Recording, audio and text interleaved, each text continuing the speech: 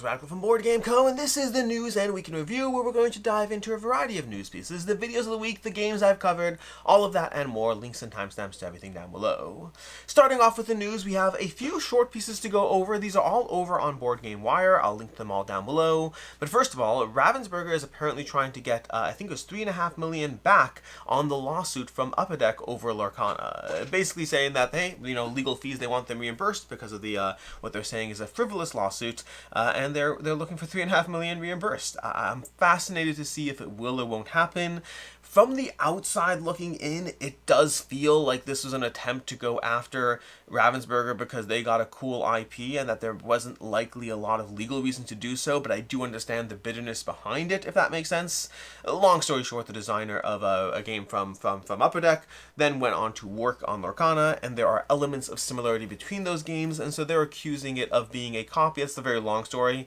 But from what I know about game mechanics and how they work and the limited amount of copied elements that there could be and how much overlap there are, it does kind of just feel like they're like, hey, Lorcana got super popular and we want to see if we can get a piece of that pie. But again, I do understand the feelings that could be involved, and I'm not a legal expert. I'm just giving my own 2 cents of the picture. So I don't know what will happen, but it is fascinating to see Lorcana suing for $3.5 million in legal fees being recouped. Over on CMON, we have a CMON share sale fell through, unfortunately. CMON is saying that this doesn't affect any of their plans or operations, which would be what you'd say if you want to restore confidence regardless. Read the article over on Board Game Wire. It goes into a lot more of the nitty-gritty and the details. I would say that, again, my own 2 cents from reading through it, it doesn't seem that big a deal. It seems like good news didn't happen as opposed to bad news did happen, if that makes sense. Speaking of bad news, Star Realms, Wise Wizard is the publisher behind Star Realms. They announced in several of their campaigns that things are being a little bit like, things are adjusted. Their team is being slashed. They let go a few people, and basically dealing with the tariffs and the adjustment around how they're approaching things, talking about the strength of the digital lines, how well those are working, but also having to adjust their plans in general. Overall, all seems business as usual to an extent. The problem is they have, I believe, 2 outstanding campaigns that have gotten a lot of reasons for delays and I don't want to say excuses. There've been a lot of delays in general, and then updates that didn't really go anywhere. And then when you have that plus letting people go, it does have people being a little uncertain about what the future is. Again, the article goes into a lot more detail, as well as reaching out to Wise Wizard. Overall, who knows? I tend to be someone who looks on the more optimistic side, that things will all work out in the end, but sometimes they don't, and that is the reality. So I'm optimistic that everything is probably good, but also I recognize that for every time that I'm right that things are good, there's I wish to say for every time. I don't think it's 50-50. I would say that most of the times people tend to go into panic mode over whether a campaign will or won't deliver. I tend to think it'll all work out, and maybe 1 out of every 5 of those times I'm wrong and it doesn't work out. So sometimes bad things happen. I guess that's my main takeaway over there.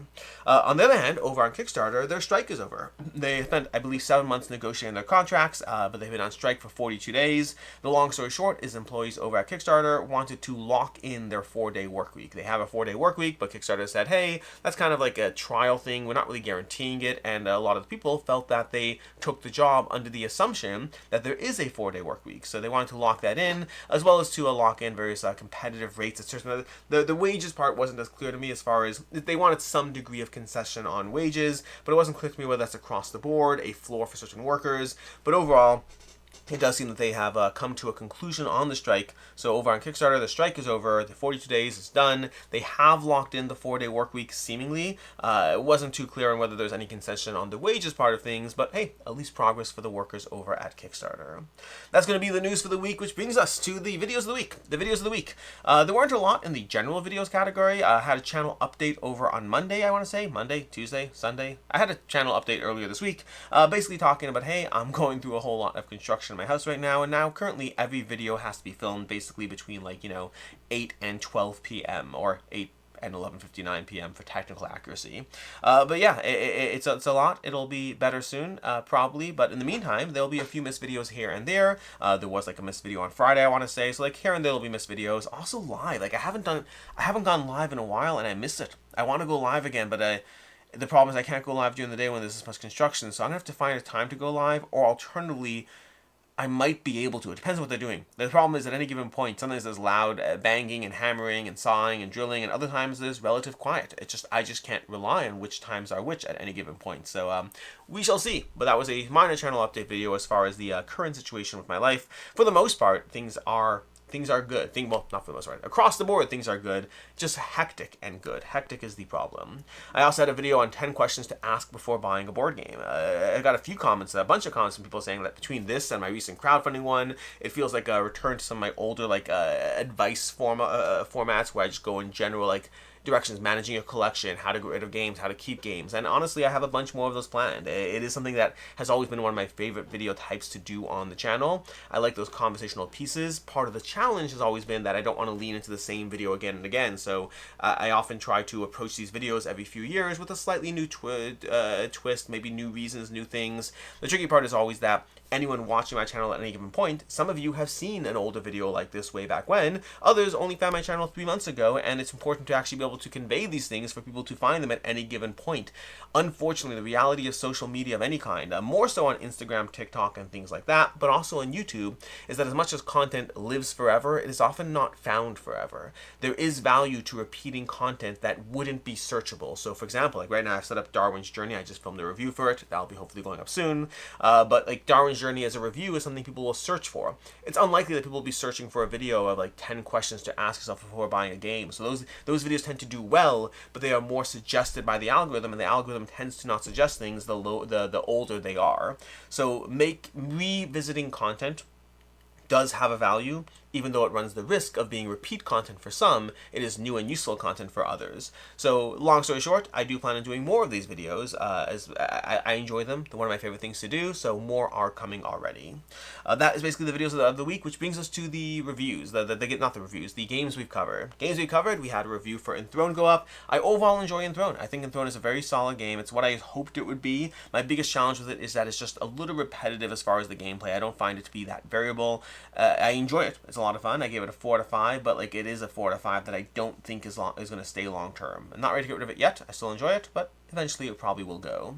Then we have Take Time. Take Time is one that I'm still working my way through it. I haven't quite finished it yet. That's another one where I don't know if it'll be a forever game or not. It's very reminiscent of games like The Mind, which The Mind is still around. After all this time, with all the games I keep and get rid of, The Mind is still here. Take Time may well still be here. We shall see, but I'm still currently going through it. I overall enjoy it. I gave it a 4 out of 5, but I think that one has more kind of easy accessibility to dive into. Enthrone's a 2-player hidden movement strategy game, so like it's a little more niche as far as getting it tabled.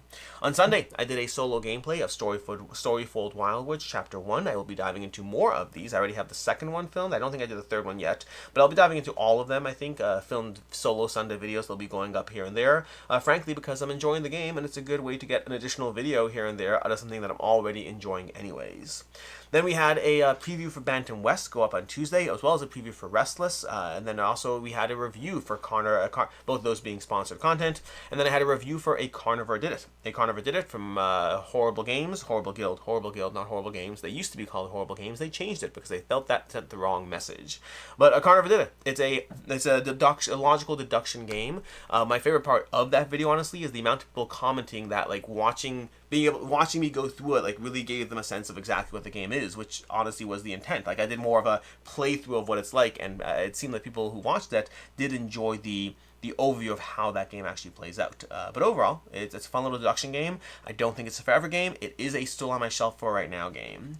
And then we had a review going up on Tuesday for Fountains. Fountains is one I wanted to like. I enjoy it. I do enjoy it, but like there's too many small things that get in the way of the enjoyment for a genre of games that I think I have too many of already. Tile laying games, point scoring optimization. I love that genre. Fountains is good, but it's not great within that genre. So overall, enjoyed it. I think it's a solid game. I think there are better games out there. Then we had 6 small box game reviews going up. We had Soda Jerk, Farmhand, Wash Ashore, The Last Gasp, Cat Between Us, and Studies in Sorcery. Quick brief thoughts on all of those. Go ahead and check out that video if you want, because I'm not going to do the full overview because it's already brief thoughts, but brief thoughts on all of those games if you want to check out that video. Which brings us to today. Today we shall have going up Star Wars Unlimited. Star Wars Unlimited Intro Battle Hoth. It's the starter set for Star Wars Unlimited, the gateway set, so to speak. I have a review for that going up today, as well as a review for Clank Legacy 2, which I finished a while ago, and I realized I never reviewed it. So if you want a kind of a short 7-minute video of like umming and ahhing while I try not to actually tell you anything spoilery, because it's a spoiler-free review, while also giving my thoughts on the game. That will go up later today as well. As far as next week on Sunday, we're going to have a PAX Unplugged preview going up. That's going over, basically, I'm doing a video of 10 games that I'm excited for to PAX Unplugged, and 10 games you should try out that I think are great. I'm doing both those in a single video going up Sunday. It is very last minute as far as PAX Unplugged goes, because PAX Unplugged is all ready, but if you are going to PAX Unplugged, it's worth checking out. And if you're not going to PAX Unplugged, it's a good sense of things that are at PAX Unplugged that you can totally get down the road in other avenues, or even possibly now in other avenues. So if you just want like 10 things I'm interested in and 10 recommendations, whether you are or aren't going to PAX Unplugged, it could be fun to watch. And then I also have a Primal unboxing. The new content for Primal is coming soon. You may have seen teasers from them directly. They've already released some stuff, but not everything. But I'll be doing an unboxing of it at some point this week. You can check it out. And then possibly diving into some of the challenges as well if you want to see some gameplay of it. Which brings us to the games on the table. The games on the table. As usual, these are the games I hope to be diving into this week. Some are more likely than others. Barcelona, which I've been wanting to play for a very long time. I will be at PAX Unplugged, and Jenna from the Board Game Guardian has pledged to teach it to me, so hopefully this will get tabled. I also want to play Covenant. I have a bunch of the Essen games I'm back with, but Covenant is one from De Beer that I wanted to play already, did not get it done. I played White Castle Duel, really enjoyed that one. Review's already up on the channel. Haven't played Covenant yet, but I do want to dive into it. I've heard good things. Gwent, I don't know if I'm even going to like this, but I am intrigued by it. At the very least, I'm intrigued by playing through Gwent Legend Edition. This is one that, like, Gwent has been a game that's been in existence-ish for a long time because it's a game that takes place in the Witcher universe. And I've actually played it in the Witcher universe, like in the video game. I don't think I've ever played it in the tabletop form, and I am excited to do so. And then we have Thiefdom from Karma Games. They make Clans of Caledonia, which is absolutely fantastic. They had a few recent releases, Thiefdom being one of them, and I'm excited to go ahead and dive into that one. All of these are in shrink. Usually most of these are not in shrink when I go through them, but they are all ready to be punched, ready to have their rules read. Well, not Barcelona. Jenna's going to be on top of that one. But the rest of them, I think the rest of them are on me to make sure I learn.